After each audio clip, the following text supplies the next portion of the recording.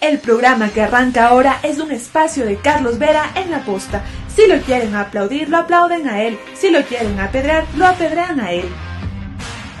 Nosotros en La Posta solo nos sentamos cada domingo a mirar Veraz con Biela y Camila en mano.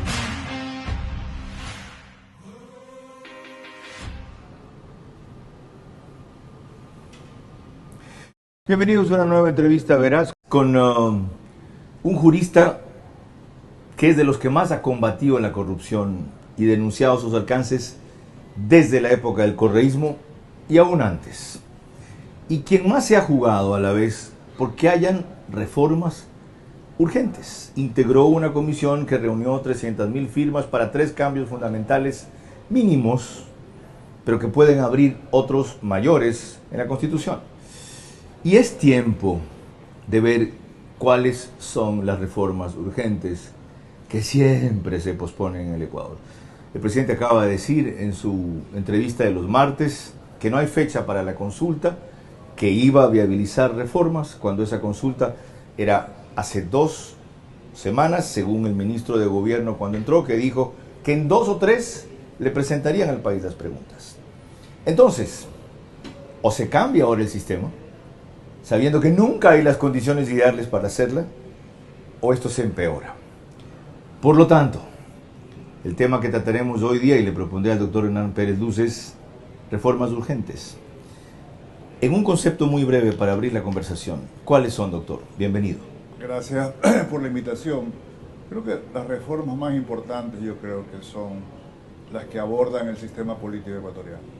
Yo creo que buena parte del problema del país, no todo, pero buena parte del problema, está en la forma en que se diseña el sistema político en el país, que abarca varios temas que podemos conversarlo, pero yo creo que ahí está el núcleo de las reformas que deberían implementarse. Vamos a concentrarnos en eso entonces, en los próximos 60 minutos.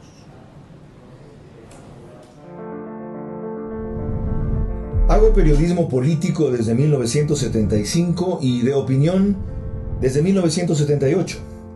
En ese género cabe ser pluralista, pero no imparcial.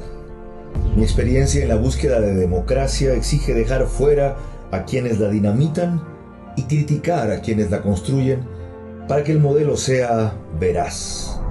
Respondo aquí por lo que opino. Mis invitados por lo que expresan. Nada de eso compromete o representa a este medio. Una entrevista veraz es la mejor forma de conocer la verdad. A eso los invito. Ahora. Este espacio Veraz se emite gracias a Telconet Latam, Chifletón, Cuencana Airlines, Taxi Aéreo, Universidad Uniandes, Ban Ecuador.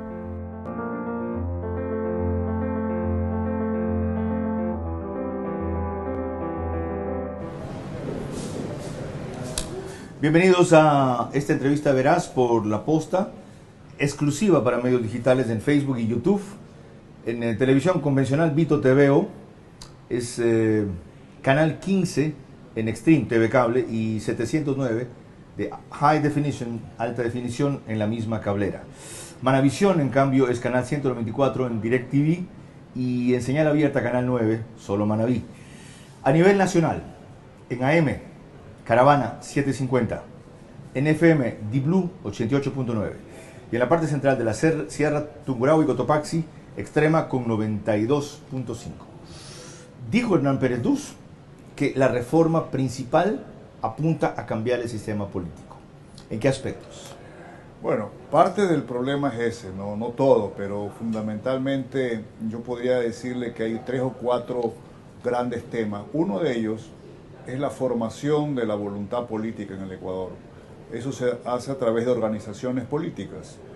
Llamémoslo, para abreviar, partidos políticos, porque también hay este concepto de los movimientos, pero organizaciones políticas. ¿Cómo se organiza en una democracia el poder? Básicamente a través de los canales de expresión que son los partidos y los movimientos políticos. En el Ecuador, lamentablemente, a raíz de las reformas que se introdujeron con la llegada del correísmo, se sentaron bases y reglas que permiten hoy en día tener 280 y pico organizaciones políticas registradas en el Ecuador. Usted comprenderá, Carlos, que no hay 280 y pico visiones ideológicas para enfrentar a los problemas del Ecuador. ¿Cuál es la consecuencia de esa disgregación, dispersión o ampliación? Porque la forma que se la vendió es democratizar la participación. Aquí no tiene que haber dueños que han sido señor, fulano, mengano, sutano, sino que quien quiera hacer su movimiento cantonal o provincial, adelante para que represente al ciudadano que está cerca. Claro. Una de las consecuencias de eso es que es más fácil para la corrupción y sobre todo para el narcotráfico permear el sistema político ecuatoriano.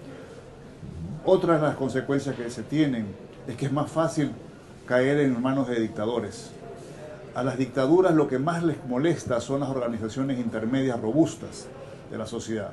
Entonces el señor Correa, entre tener 6 partidos políticos bastante sólidos, incluyendo el de él, los 6 movimientos políticos, 6 organizaciones políticas, o al señor Fujimori, o al señor cualquiera de estos populistas que hemos tenido en América Latina, les conviene, es mejor, es pasto para el populismo tener 60 partidos políticos. Y ya se ha probado Porque eso en el Ecuador. ¿Ya ocurre eso en el Ecuador? Bueno, una de las muestras es lo que tenemos hoy en día.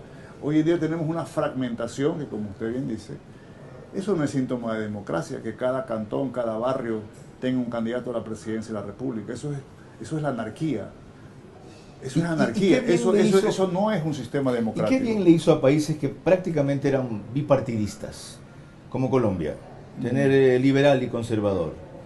Fallaron tanto que lo que se vino es la irrupción de la tercera alternativa, que es Petro, el socialismo del siglo XXI. ¿Qué bien le hizo a Venezuela lo mismo, a Decos y Copellanos? Fallaron tanto que parieron a Chávez. Pero yo no le estoy diciendo que, le reitero, no es la única cosa que hay que hacer. Pero lo que no puede el país, Ecuador, seguir teniendo 280 partidos políticos en el Ecuador. Ok, ¿cómo los restringimos? Bueno, hay fórmulas y fórmulas, ¿no? Una de ellas es obligar que las candidaturas que auspician candidatos a la presidencia de la República o a la Asamblea Nacional tengan una representación nacional, ¿verdad? Son dos representaciones nacionales. No puede ser que podamos tener representantes auspiciados por movimientos regionales, cantonales, barriales para la presidencia de la ¿Cómo República. se acredita tener una representación eso es muy nacional? sencillo. Ya lo tuvimos en el pasado, y yo creo que hay que volver a esa regla. Los candidatos a la presidencia de la República tenían que venir auspiciados por partidos políticos, o llamémosle ahora movimientos políticos, por organizaciones políticas en general, que tengan una presencia en el país, en las provincias de mayor población, en las 3 o 4 provincias de mayor población, y una presencia institucional, organización. Aparte de ha dicho que la presencia nacional vuelve representativa nacionalmente a la organización. Durante mucho tiempo, movimientos como el MPD, por ejemplo, o el FADI, por ejemplo, tuvieron y tienen todavía presencia nacional, pues no representan ni al 5% del electorado en cuanto a lo que postulan. Bueno, es que esa va acompañada de otras cosas que hay que hacer. Yo creo que, por ejemplo, a nivel de la Asamblea, habría que ponerle atención al sistema alemán, en el cual las bancadas los partidos o movimientos que no llegan a tener una presencia mínima en la Asamblea, ¿verdad?, quedan eliminadas las bancadas y se las asignan a otros movimientos y otros partidos. Yo no estoy proclamando aquí que lleguemos al extremo de una dictadura de partidos políticos, pero lo que no podemos creer que podemos salir adelante en el Ecuador, porque aquí es un juego muy fácil. Estas propuestas pueden ser desbaratadas muy fácilmente diciéndonos siempre, la pregunta es, ¿y qué nos garantiza que estas cosas van a funcionar cuando tuvimos tal y cual experiencia? Correcto. Bueno, es que tenemos que ponernos, por algún momento comenzamos, le estoy diciendo, estas reformas no son suficientes. A esto hay que añadirle otras cosas. Ya vamos a ver las otras cosas. Antes, sobre este ejemplo particular que dio, para entenderlo bien. Es decir, si una organización saca 3 asambleístas, los pierde. Ok, porque ahora para hacer un bloque mínimo hay que tener 12 en la No, asamblea. es que en este caso los pierde. Hay un desincentivo al aventurismo, Ya. porque sabiendo que van a llegar y sacar 2 curules en toda la asamblea, la regla es que si no saca más de 5, se pierden las 2. Ok, Y esas 2 se asignan al que le sigue en la votación. qué interesante. ¿Eso es democrático? ¿Sí? ¿Usted cree que en Alemania no es democrática? ¿Usted Ah. cree que Alemania no es un país democrático? Demasiado evolucionado para nosotros. Bueno, y no tenemos derecho a mejorar. Alemania No aprendió- tenemos derecho a copiar lo que hacen en Alemania Estados aprendió Unidos, porque en Alemania. desapareció, nosotros no hemos desaparecido. No tenemos todavía. derecho Totalmente. a tener un sistema Pero como, hay que adaptar lo que sea como el trasplantable. sistema de Francia. En Francia todavía no son las elecciones legislativas, ¿sí saben? Sí, claro. Es Porque se después de que se separan. elige presidente, Se claro. separan y hay doble vuelta. Hay doble vuelta electoral. Ok. Entonces, ahora, en este momento, los partidos de izquierda están tratando de llegar a alianzas y repartirse. En Francia se van a repartir los distritos para tratar de llegar a una gran coalición y obligarlo a Macron a tener un primer ministro de ellos. Francia acaba de paso Ya. tomar una decisión Entonces- sabia, que es dejar a un costado el extremismo de derecha en función de un presidente con muchos errores, pero muy centrado, Bueno. como es Macron. Bueno, entonces, ahí tenemos un caso. Es decir, se separaron las elecciones legislativas de las presidenciales. Doble vuelta en la presidencial, ya lo tuvimos, y se eligen después de casi un mes. Se propone parir una nueva democracia con forceps, porque espontáneamente no saldrá. Estos cambios son forzados. No, yo sé que a los ¿Verdad? partidos actualmente, a los dueños de los partidos, estas cosas les molestan. Todo el mundo va a relinchar. Van a protestar. Por eso es que estas cosas se tienen que hacer con la participación de la ciudadanía, yo creo. Y parte de eso es que promotores de ideas como las que acaban de mencionar las expliquen y las defiendan. Y no es nuevo lo que Hernán Pérez Luz dice aquí. Miren, en una reciente comparecencia en Ver a su manera, respecto a asambleístas de los cuales estamos hablando ahora, planteó esto. Por ejemplo, el caso de asambleístas o personas que estén ejerciendo un cargo público, que tengan una glosa de la Contraloría, deberían suspenderse, deberían hacer un lado. No estoy diciendo que deberían perder el cargo, pero no puede ser posible que nosotros los ecuatorianos sigamos pagándole un sueldo a un asambleísta o a una asambleísta que tenga una glosa de la Contraloría. Es que es inconcebible eso. Bueno. Y no es una llamada a la atención de una comisaría, es el máximo órgano de control de nuestros recursos públicos que le dice, sobre esa persona hay serios indicios, no es culpable, pero hay serios indicios de responsabilidad penal o civil por el mal manejo de los fondos públicos. Y esto nos lleva al requisito para elegir asambleístas, a los parámetros que deberían observarse. ¿Qué plantea en ese sentido una reforma política o debe plantear aquella que usted concibe? Bueno, es muy difícil que en eso tengamos mucho que decir, pues la Corte Constitucional lamentablemente ya ha negado establecer requisitos a los miembros de la Asamblea en general, ¿no? Es decir, la Corte ha visto con temor que poner requisitos como, por ejemplo, en el proyecto que usted mencionó al principio, que presentamos, se establecía que los senadores tenían que tener por lo menos 10 años de ejercicio profesional, de algún oficio, digamos. La Corte vio en eso que había se estaba lastimando ahí el principio democrático.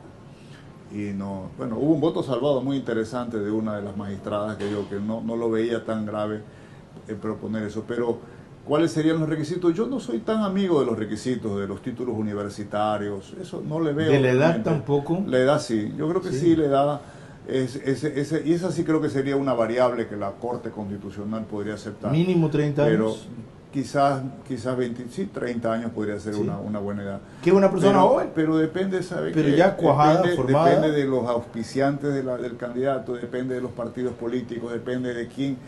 Ahí viene otro juego, porque no puede estar escrito. Ya, ¿y la bicameralidad entraría dentro de esa Yo creo que reforma del sí, sistema yo creo político? que sí. Yo creo que debemos repensar la unicameralidad que hemos tenido. La idea de la bicameralidad más bien es para darle mayor funcionalidad al Poder Legislativo. Hoy en día la Asamblea concentra en un solo cuerpo como 14 funciones, es demasiado, no se puede, no se da tiempo a esto, aprobar tratados, aprobar el presupuesto, ejercer juicios políticos, obviamente pasar leyes, nombrar o designar a ciertos funcionarios, etcétera. Yo creo que sí nos haría bien, pero sobre todo porque en un sistema como el que habíamos propuesto en el Comité por la Institucionalización de la Democracia, la idea era que el Senado tenga una cobertura, sea elegido en listas nacionales. Yo soy creo que el país necesita elegir más diputados nacionales. Pero claro, eso sería un contrapeso a lo que es la efervescencia de la Cámara de Diputados, claro. Normalmente un filtro. Hoy en día ya podríamos, en una propuesta, por ejemplo, podría hacerse sin mover la Cámara, porque entonces implicaría una reforma a la Constitución y el camino sería diferente. Como está ahora, aumentemos el número de diputados nacionales. Ya, vamos a eso. Ya. ¿Qué propuso el Comité por la Institucionalización de la Democracia? ¿Por qué no concentrarse en esas 3 reformas que lo único que hay que hacer es pedir autorización para consultarlas? No. Porque sí, porque la Asamblea no las trató en el año que debía. Ya la Corte lamentablemente tomó una decisión sobre el respecto. ¿La Constitucional? La Corte Constitucional ¿Qué dice? Archivó nuestro proyecto de reformas, diciendo que la Asamblea se había pronunciado ya y había negado el proyecto. Sí, fue una decisión muy lamentable. ¿Y en efecto la Asamblea se pronunció negando el proyecto? Yo creo que no. Yo creo que no lo trató simplemente. Yo creo que ahí la Corte le tembló la mano, lamentablemente, y no estuvo en su mejor momento, digámoslo así. Y entendió que el artículo de por sí es muy ambiguo de la Constitución, en este caso, se había dado por cumplido en el momento en que el proyecto había pasado en 2 sesiones, pero no lo leyó. ¿Se no referían lo debatió. a qué artículo de la Constitución? 440, no quisiera equivocarme, Ya. pero el artículo que trata sobre la reforma constitucional. Acuérdese que hemos heredado una constitución que tiene un sistema muy rígido y muy complicado de reformas, de cambios, llamémoslo así. Que tiene muchos candados. Sí, a veces parece en caja fuerte. Sí. Una es la enmienda, la otra es la reforma constitucional y la tercera pues es la asamblea constituyente. Y en los 3 hay diferentes fuentes, digamos, de inicio. ¿Qué nos queda entonces para viabilizar ideas como las que usted está esbozando? Bueno, primero, seguir hablando de estas ideas. Yo creo que necesitamos conversar más y traer más y convencer a líderes políticos sobre la necesidad y la urgencia y las bondades de estos cambios. Ya. Y una vez que coincidamos en pocas, involucrar a la ciudadanía, y probablemente el presidente de la República tiene en sus manos la posibilidad de ir por la vía más rápida, que es la vía de la consulta popular. es la única y es la Porque mayor opción. la otra implicaría recoger la ciudadanía la firma. Otra vez la misma vaina Sí. que ustedes hicieron, Sí. para que les hagan así después. Claro, es complicado. Por Dios, o sea, Es lo que han complicado. burlado es el trabajo de ustedes durante casi 2 años recogiendo 300.000 firmas. Claro, sí, fue un trabajo lamentablemente pues no fue aceptado básicamente. ¿Qué ¿no? dice eso de la Corte Constitucional? ¿Qué clase de Corte Constitucional tenemos? Pasamos de una corrupta, ¿ya?, a una garantista y a otra dogmática, en donde predomina una mayoría claramente propensa al correísmo, aunque digan que no lo son. Bueno, yo en eso quizás discrepe, pero en este punto me llamó la atención, la verdad, la forma como la Corte en este caso fue muy formalista y dijo, no, la Asamblea recibió el Ok. proyecto, pero no es lo que... Claro. Ya la Corte había dicho unos meses antes, se había tirado abajo, por usar esa expresión, Sí. a una reforma, a unas enmiendas constitucionales, porque encontró que en el debate no se había leído el proyecto uno por uno. Y ahora en este caso, que sucedió algo peor todavía que eso, recordará que se acercaba ya el año, la asamblea dirigida por un señor de nombre Lizardo, algo así. Litardo, perdón. Corrió. También es como Velasco Ibarra, que cuando desprecia a alguien le cambia el apellido. No lo desprecio, sino que quería, no me acordaba. ¿Me dice en serio? No, en serio, no tengo ningún motivo, pero una persona que no estaba ahí haciendo un papel realmente. Y ya hubo una alianza, morenistas en esa época y correístas, y fueron arrasando con el reforma. Debo advertirle que en esas sesiones El diputado o el asambleísta Cucalón, dirigente de Henry. líder, muy bien. El bloque socialcristiano en ese momento apoyó todas estas reformas, pero las perdía porque había una mayoría, la izquierda democrática, no sé, por ahí votaron unos a favor, otros Ok. en contra, pero perdimos esa oportunidad, pero no es la única, esto debemos seguir. Esta es una lucha Yo coincido. que lleva tiempo, Sí. y no hay que esperar que hayan pues golpes de Estado para volver a hacer nuevas constituciones o no. Yo creo que dentro del marco que tenemos hoy en día podemos y debemos, sobre todo debemos iniciar reformas profundas al sistema político ecuatoriano, porque es importante. Porque estamos a punto de perderlo si no lo hacemos. Parte de los problemas que tenemos hoy, de Así es. corrupción, de narcotráfico, de Así es. estancamiento, ¿Provienen de ahí? provienen de ahí. Bueno. Entonces, ¿cuál es la vía? No abandonar el proyecto ni las ideas, dice Hernán Pérez Luz, persistir, insistir. Esto no es fácil, nunca fue fácil. Ahora peor en estas condiciones, con todas las presiones y todos los peligros que hay. ¿Por dónde tomamos? Con eso seguimos.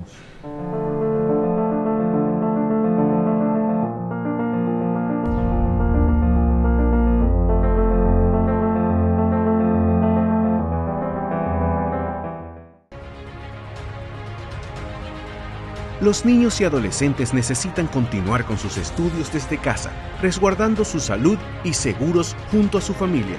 Es por esto que hemos implementado más de 1.700 nuevos puntos de Internet Wi-Fi gratuitos para su uso y disponible las 24 horas del día.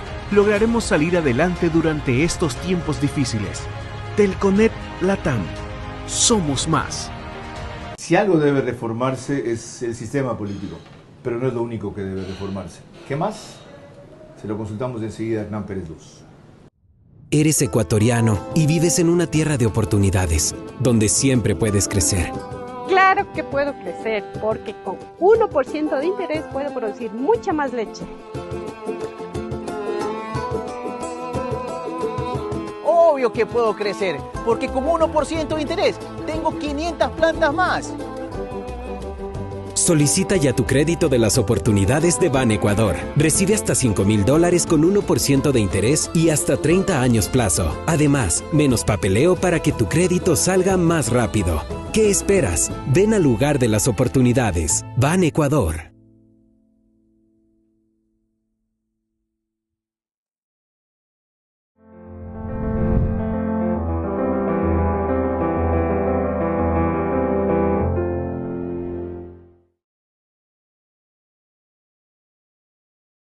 Reformas urgentes, ¿cuáles deben ser? Es el tema que estamos tratando con el doctor Hernán Pérez Luz, gracias al auspicio de Telconet, Latam, Ban Ecuador, Chifletón, de Food Life Products, Cuencana Airlines, la Universidad Uniandes y el Bankers Club, desde cuyo piso 33 emitimos esta entrevista. Concentrarse en cómo elegimos, cómo se estructura la Cámara, cuántos partidos políticos y movimientos deben existir para que no se sufra el fenómeno que estamos soportando. ¿Qué más en el sistema político para pasar a la parte de lo jurídico, de la función judicial? Bueno, por ejemplo, otra de las reformas que hemos venido insistiendo, es la necesidad de que, y creo que lo mencionamos un poco, ¿no?, de que la elección de los asambleístas sea junto con la elección en segunda vuelta del presidente de la República. Yo creo que eso es le va a dar al presidente de la República, a cualquier presidente en el futuro, una mayor estabilidad. No se trata aquí de que gane, que tenga una mayoría apabullante. Ya tuvimos el experimento nosotros en el Ecuador y nos fue bien. El presidente Roldós no tuvo mayoría absoluta cuando hubo la segunda vuelta electoral en la Cámara, y a pesar que se eligieron en la segunda vuelta en la Cámara los asambleístas, pero sí tuvo una mayoría holgada que le fue fácil hacer alianzas, y eso es necesario. ¿Por qué no pensar en el voto voluntario, dejar de ser obligatorio el voto?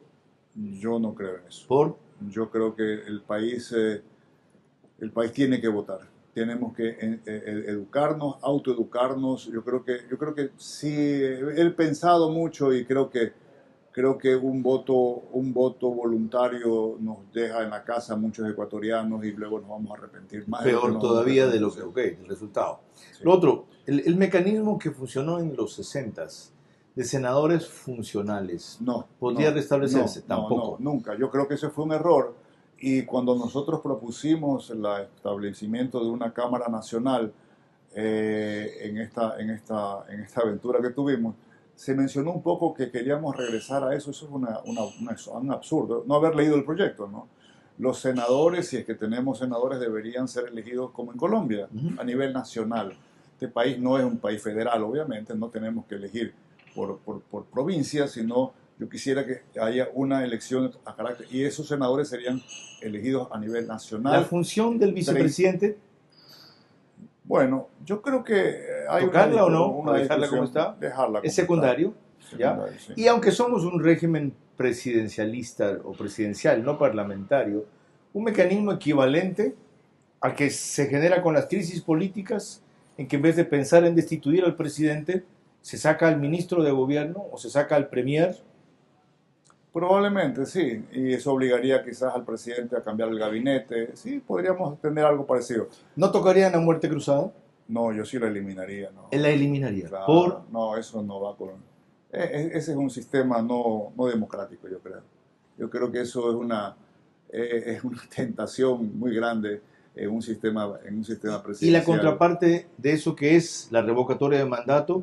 ¿O es el artículo, creo que es el 92 de la Constitución? Yo no creo en esas cosas. ¿Que permite destitución del presidente? Yo no creo que debería ser el presidente. El presidente tiene que tener 4 años asegurados. Okay. Y la Asamblea debería, eso sí, renovarse cada 2 años. Okay. Yo sí creo que debe haber una renovación parcial de la Asamblea que dé un poco de respiro a la política. ¿Y cómo hacemos con un presidente que no rectifique en 4 años?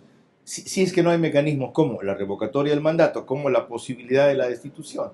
De repente el tipo se equivocó, o se enloqueció, o cambió de opinión, o nos engañó, o descubrió que lo que prometía no podía hacer porque las circunstancias que encontró son otras, y resulta que votamos por algo que se deja en el basurero. ¿Cómo se contrapesa, se combate, se redirige un gobierno así, si no tiene fin, si no, 4 años, esto es una condena, esto no es un mandato? Bueno, no lo vuelvan a elegir. Eso es todo. Aunque se apunte a la reelección, ¿verdad? La democracia es eso. Es un ejercicio permanente de probar y equivocarnos, Qué difícil es de entenderlo. En Estados Unidos funciona así. Y hay un mecanismo que se llama ciertamente impeachment, que es para destituir al presidente, pero es muy complejo. Con Trump lo intentaron y se quedaron cortos a un voto. Ahora, el doctor Pérez Luz piensa que hay en la justicia apenas una cosa que se ha funcionado y otras que se deberían cambiar. Vean dónde lo afirmó recientemente.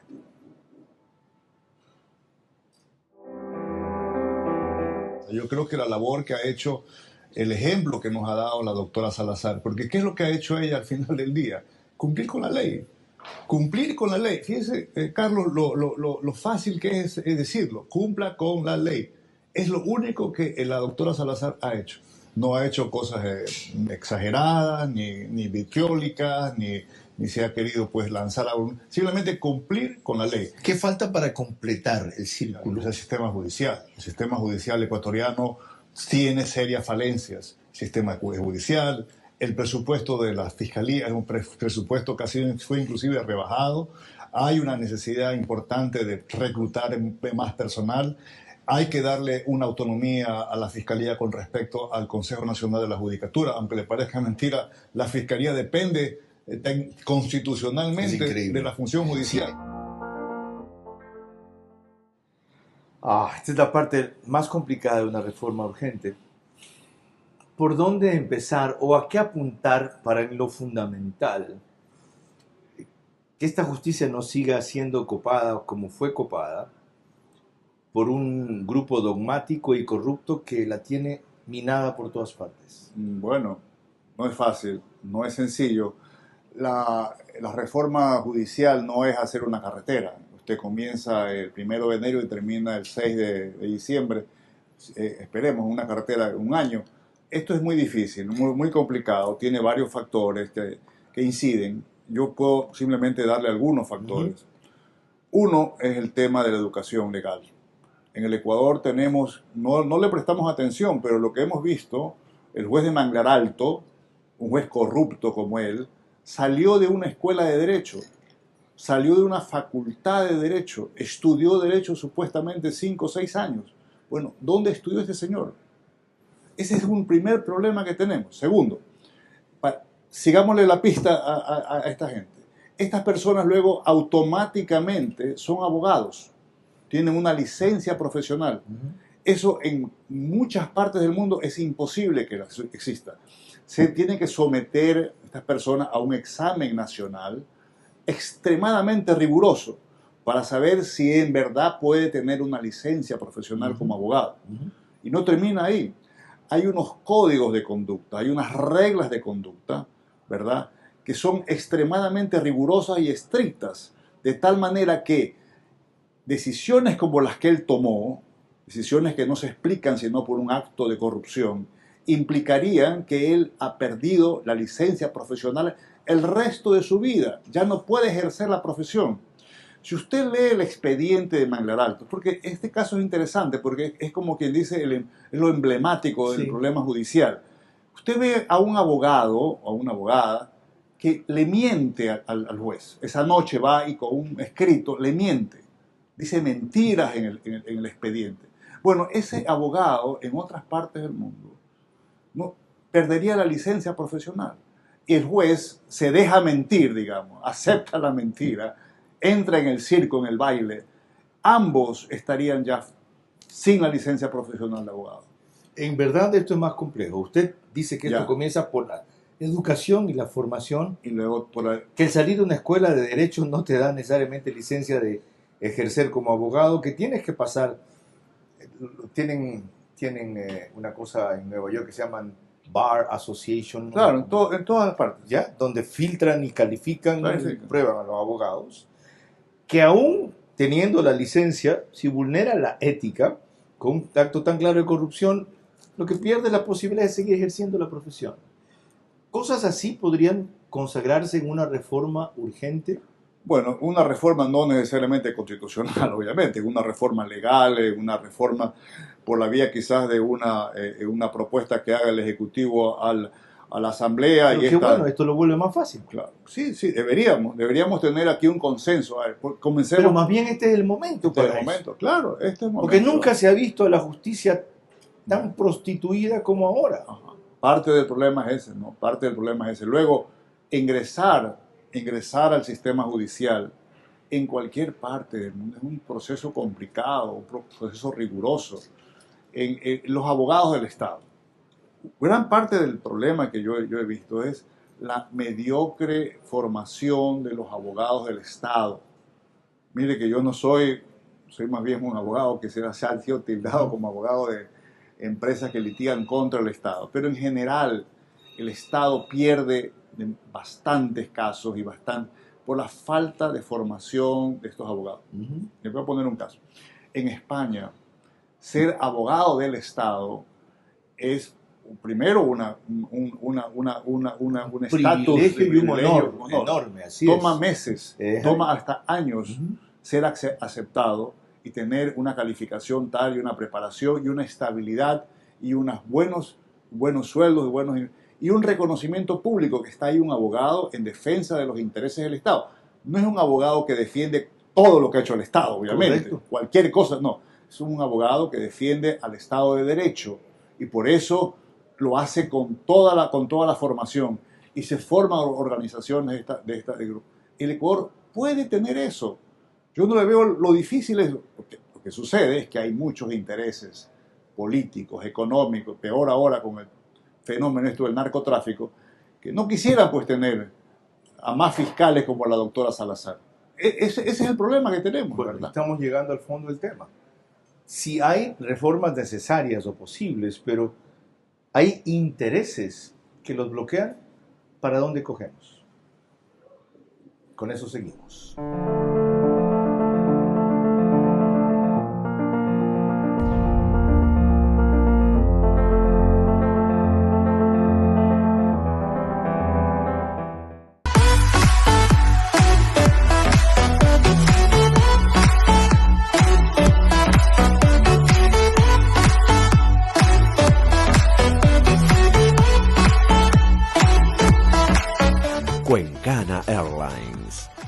Taxi Aéreo.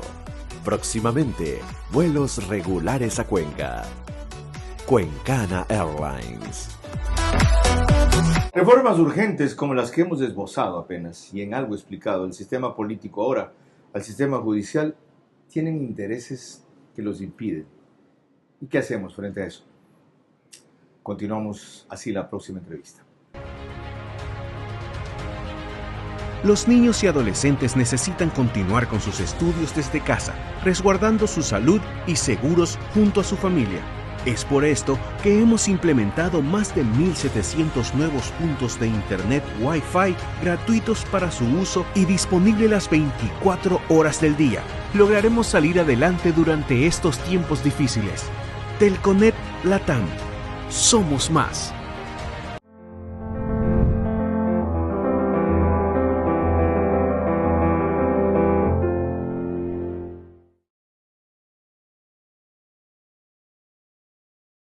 Proseguimos esta entrevista con el doctor Hernán Pérez Luz sobre reformas urgentes.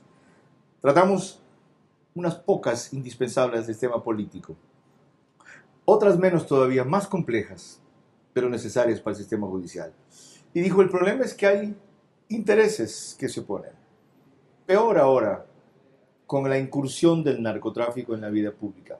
Hemos llegado entonces a un momento pivotal en la vida del Estado, doctor, que o cedemos y retrocedemos frente a esos intereses o le encontramos una vía alternativa. ¿Cuál es? Bueno, sí, yo coincido. Yo creo que la determinación o la evaluación que hizo el doctor Huerta Montalvo años atrás, a las que no le prestamos mucha atención o muchos no le prestaron atención necesaria, se está cumpliendo. El Ecuador está en el umbral, si no ya lo pasamos, de situaciones como la que pasó Colombia en los 70, México en los 90, es decir, una sociedad que se va descomponiendo prácticamente y el Estado va siendo colonizado por fuerzas de narcotráfico, fuerzas de la corrupción enorme que tenemos, ¿verdad? Bueno, hay propuestas para eso. Una la hizo el propio Guillermo Lasso, con una comisión de pacificación, cuya misión era lograr una tregua entre bandas del crimen organizado. Fracasó. Ayer, 4 de esas bandas le proponen al gobierno, ellos, lograr esa tregua, pero excluyendo a gente que ellos consideran contaminados de políticos y aún sectores oficiales. La otra es la que el presidente sigue empeñado en mantener, que yo creo que es un error, porque es una promesa imposible. Él ha hablado de derrotar al narcotráfico. Preguntan en qué país del mundo se ha hecho eso. Tal vez Singapur. En ninguna parte. Pero mucha gente se tomó en serio la promesa. Además, si esa es la promesa, derrotar al crimen organizado, es un fenómeno quizá de décadas o de quinquenios que supera su mandato. ¿Cómo aterrizamos este objetivo?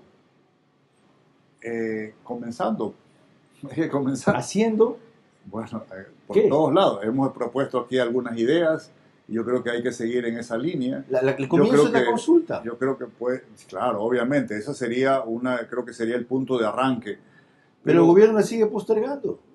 Esperemos que recapacite, esperemos que encuentre un momento oportuno, pero yo creo que hay que insistir en eso. Nunca hay momento de lo oportuno contrario, para una cosa como esa. Bueno, es el problema, que siempre la han pospuesto. Espérate, después tenemos esto, el otro, está comenzando a subir tu popularidad. No ahora. ¿Cuándo?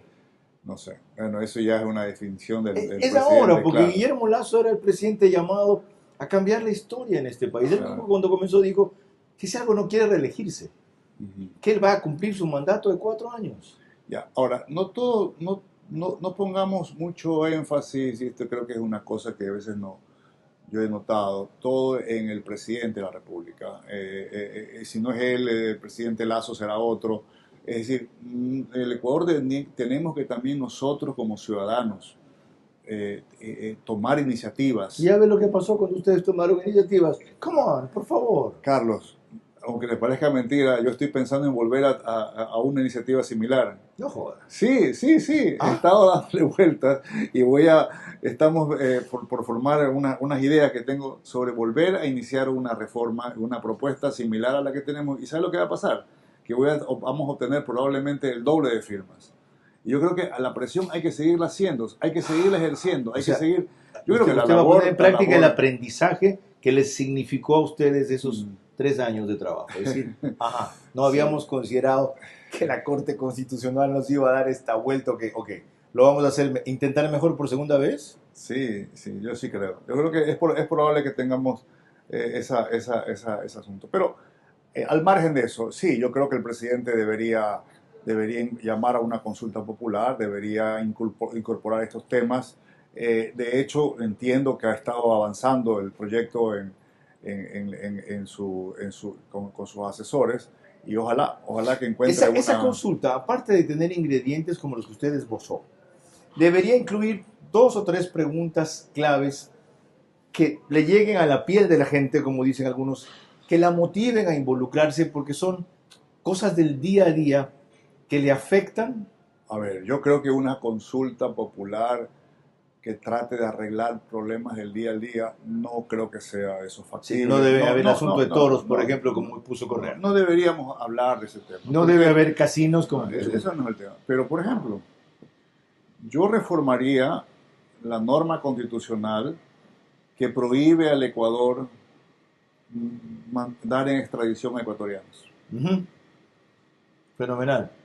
Eliminaría eso y permitiría que ecuatorianos que sean buscados en el exterior por ciertos delitos como narcotráfico, crimen organizado, etcétera, no vengan al Ecuador aquí a refugiarse y sean extraditados, por ejemplo. Muy inteligente, muy justo y muy oportuno, las 3 cosas. Sí. Y eso ya está superado en el mundo entero, esa concepción de Colombia soberanía. lo hace. Claro.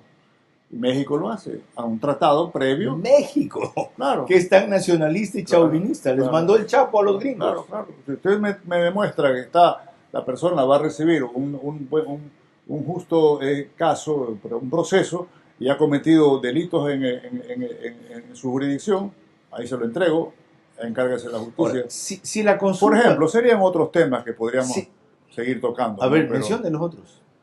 Bueno, yo creo que el tema de la designación de los magistrados, de las altas funcionarias del Estado, ¿no?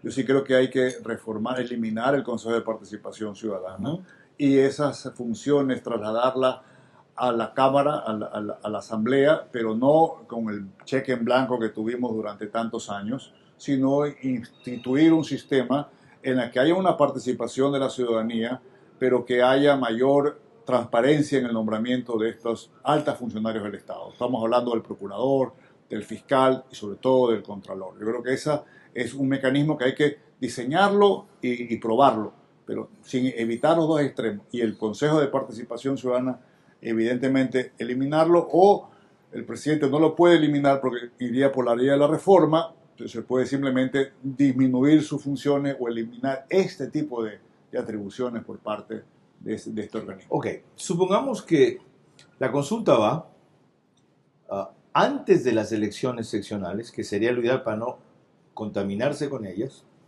entraría en vigencia recién para las elecciones nacionales. Algunas cosas sí, pero otras no. ¿Cómo cuáles? Bueno, si el tratado internacional yo puedo extraditar algo, eso va enseguida. Ok. La forma nueva de designación va enseguida. Y lo único que afectaría es... la constitución de la Asamblea. Claro, pero eso entra a las siguientes elecciones, obviamente. Y el timing es antes de las elecciones seccionales, lo que significa que debería ser en 1 o 2 meses máximo, para poder realizarla por ahí por octubre, noviembre, o después de las elecciones seccionales. Después, sí. Eso ya es un asunto... No, ¿qué le parece a usted mejor? No sé, ese es un tema político. No tengo mucha... Es que la consulta incide sobre las seccionales. Claro. Si se hace antes y se gana, no, va a tener un efecto notable, claro, aumentando las posibilidades de fuerzas democráticas. Claro, por ejemplo, si hacemos que los alcaldes sean elegidos en doble vuelta electoral, cosas podría afectar y se tendría que hacer antes. Pero al margen de eso, cualquiera de las 2 alternativas. Yo coincido, es antes o después, pero hay que hacerla.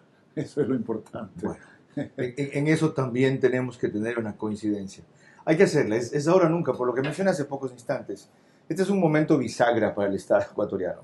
Hernán Pérez Luz decía que estamos al borde del abismo. En el umbral fue la palabra que usó. Y que de repente ya lo hemos cruzado. Lo que no podemos es demorarnos más. Con eso volvemos.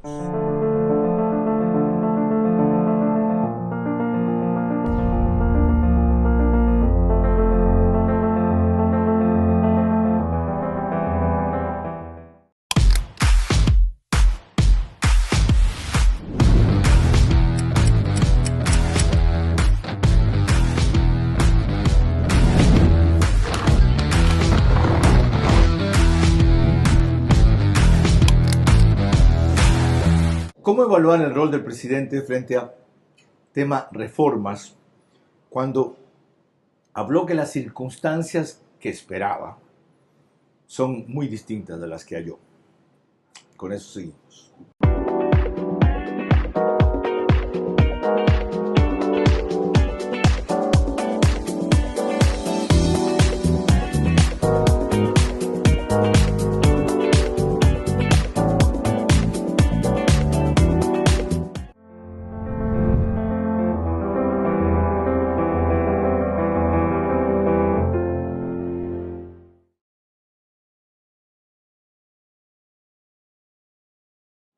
Cuarta parte de esta entrevista con Hernán Pérez Luz sobre las reformas urgentes que se necesitan en el país.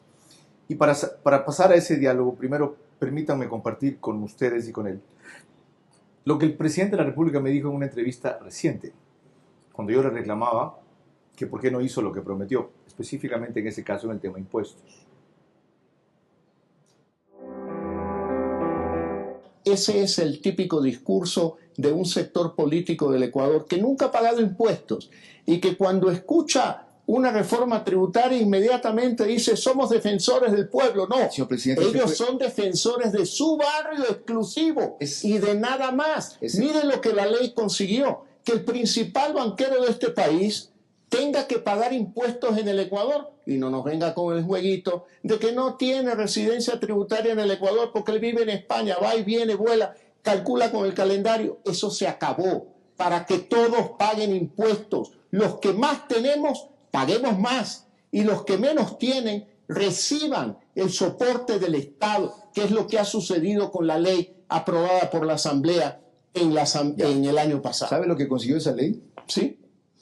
Que usted incumple una promesa electoral que hizo de no crear más impuestos, aunque ciertamente redujo otros. Vea, Carlos, eso fue un compromiso. Hemos reducido impuestos.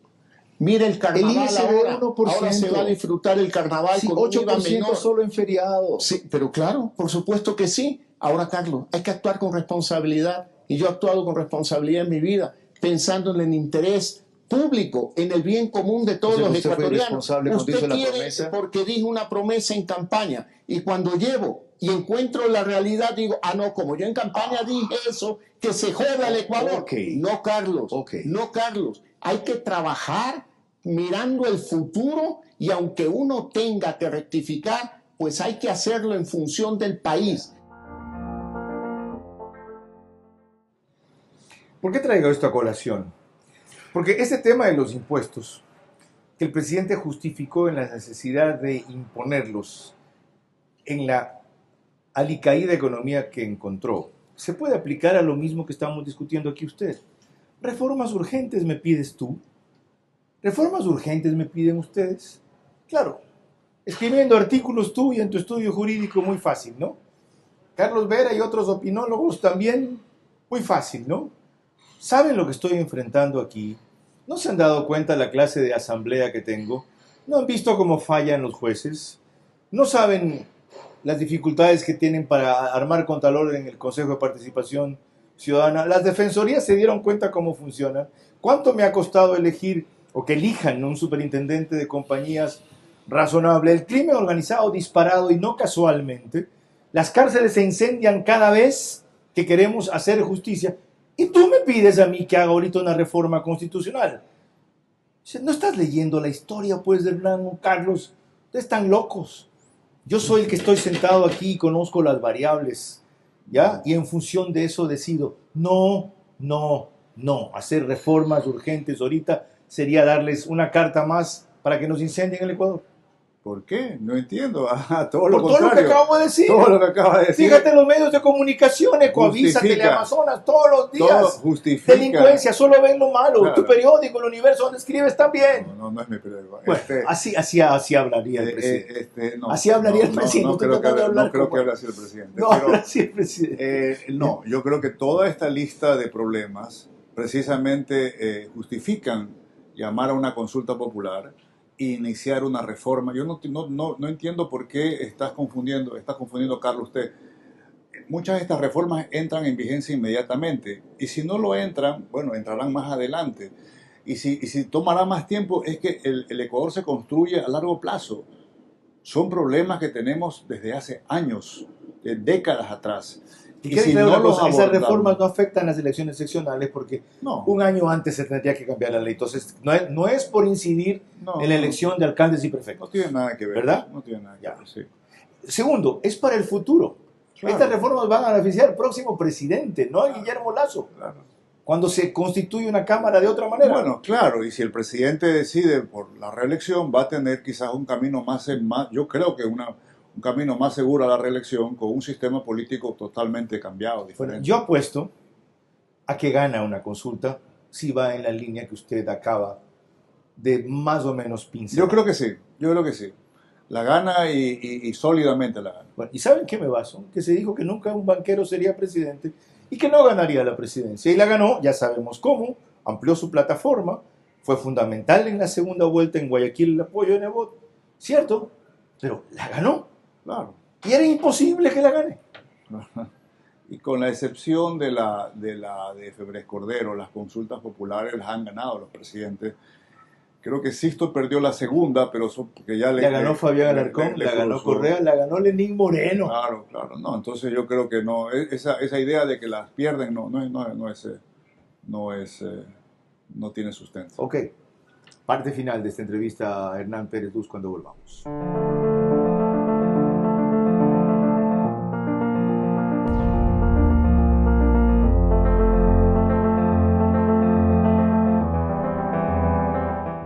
Hay una palabra mágica al gobernar que es rectificar, sobre todo si se está recién cumpliendo el primer año. ¿Qué se debería rectificar? A eso vamos enseguida. Un aniversario no pasa en vano. Con trascendencia, 25 años son riqueza de conocimiento, investigación, ciencia, innovación y aprendizaje. Porque desde 1997 llegamos a diferentes lugares del Ecuador para hacer de la educación una herramienta de continua evolución e innovación.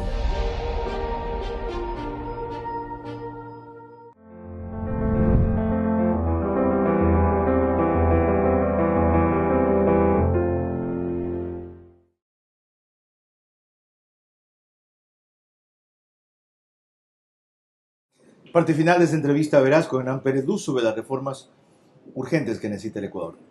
Y yo le planteaba tratar las rectificaciones urgentes. El presidente ha hecho varias, desde pequeñas, como lo de Uruguay, cuando habló de que seguramente vamos a importar lácteos y carne, donde dijo que eso no fuera exactamente el sentido en el contexto de lo que quiso decir, hasta otras importantes, como que en campaña su compromiso fue desaparecer el CPC-CCS. Y recientemente habló de que es el Consejo Nacional de la Judicatura el que debe desaparecer, para luego volver a la tesis inicial. Siendo tiempo de rectificaciones, y teniendo un presidente que ha hecho más de una, que ha tenido también la humildad de disculparse, más de una, ¿por dónde deben ir rectificaciones fundamentales? Bueno, yo creo que el presidente ha puesto mucho énfasis en poner la casa en orden, desde el punto de vista fiscal. Creo que lo está logrando y lo va a lograr. Y quizás lo que se necesita ahora es que más que una rectificación es un girar el rumbo hacia inyectarle a la economía una fuerza de crecimiento y que es de generación de empleo. Rectificaciones puede ser quizás en el área de la comunicación, en el área de hacer llegar sus planteamientos de una mejor forma. Por ahí podrían ir algunos de los cambios. Por respecto a quién debe manejar el SNAI, ¿deben ir rectificaciones? Bueno, hay una serie de ideas que he visto que se están planteando. La una es intentar lo que se ha hecho en otros países, dar en concesión el manejo de las cárceles. Eso ya se ha experimentado, en algunos ha tenido éxito, en otros no, y iniciar por lo menos plantearnos esa posibilidad desde el punto de vista pues, económico, legal, etcétera, y ver un poco el tema carcelario. Es decir, yo creo que este es un tema serio que le ha explotado al gobierno en su cara ahora, y podría ser un interesante. ¿Cómo se siente usted siendo uno de los profesionales que consultaron elementos para la consulta que se planteaba, viendo que se difirió y se encajonó? No, yo creo que la idea que se nos pidió era aportar con ideas, pero es una decisión política del presidente. Yo en eso no tengo ninguna...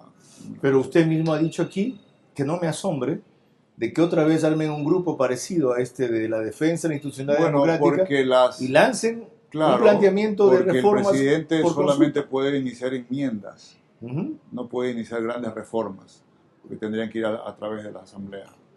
Y lo que yo estoy proponiendo es volver a intentar plantear al país reformas estructurales. Lo que significa, si no lo hace el Ejecutivo, lo hacemos nosotros. Claro, puede ser una manera. Hay que contribuir, digamos, no tenemos que depender de solamente pensar que el presidente es la solución de todos los problemas o la causa de todos los males, ¿no? Se viene el 24 de mayo el primer año de gobierno. Sobre 100, ¿con cuánto lo calificaría? No, yo no soy amigo de ese tipo de calificación. Dígame que ha sido lo mejor en todo caso. Yo creo que hemos tenido un año sin escándalos de corrupción. Eso es lo mejor. Lo peor es lo mejor, también el tema de la vacunación, obviamente, ¿no? A esta época el gobierno de Correa ya tenía varios escándalos de corrupción, la libertad de expresión.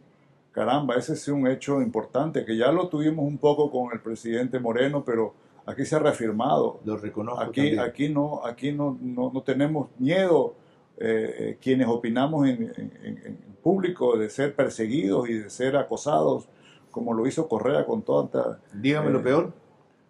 Yo no creo que tenemos todavía algo que quejarnos. ¿Lo malo? Lo peor. Yo creo que lo que le contaba, yo creo que es un poco un problema de la percepción ciudadana. Hay un tema de comunicación, el tema carcelario, por ejemplo, yo creo que es un tema complicado, que el gobierno me da la impresión que tiene una serie de enfrentamientos ahí que superar y que son realmente muy difíciles y que la presión es muy grande, ¿no? Doctor, gracias por abordar un tema urgente, las reformas urgentes que necesita el Ecuador.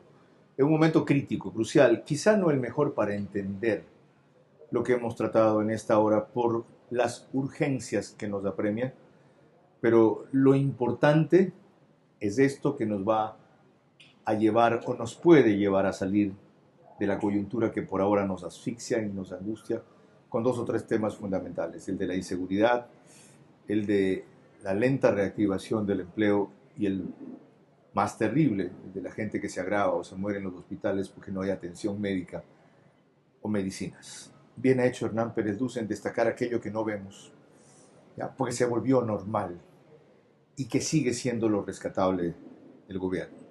Es el momento de retomar y de exigir reformas urgentes al sistema político, porque si no vamos a caer otra vez en una trampa igual a la que le pusieron al presidente ahora, y que muchos olvidan que fue tendida por otros. Hasta la próxima entrevista entonces.